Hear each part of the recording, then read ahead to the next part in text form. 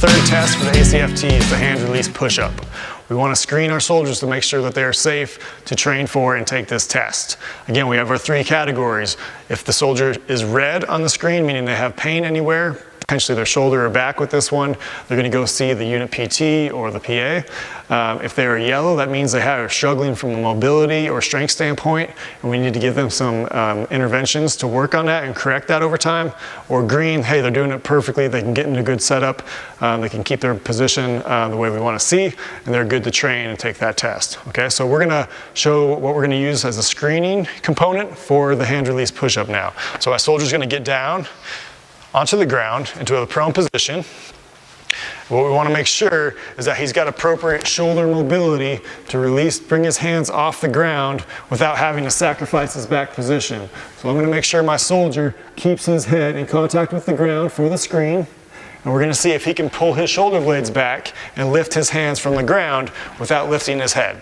So go ahead and pull your hands up. So this is exactly what we want to see. Okay, so he is pulling his shoulder blades back and his shoulder is coming away from the ground at the bottom. So this would be a green position for the first part of our screen. What we don't want to see is that the soldier struggles and has to lift his head to get his hands clear. Right, so he's struggling. Or the other thing we'll potentially see is as he raises his hands, his shoulder actually has to dip down closer to the ground. So if he raises up and we see this dipping forward, again, that could potentially lead to shoulder injuries. So those would both be yellows, and we need to give the soldier some interventions to correct that. That's the first part of the screen. The second part of the screen is what does it look like when the soldier actually lifts up his hand. So go ahead and lift up. Okay, so that's green. And then as he presses down to come up, can he stay in a plank? So from the side, is he able to raise his shoulders, hips, and knees in one plank position? So go ahead and press up for us, Jake. And back down. Excellent. Now I would ask the soldier, is there any pain with that?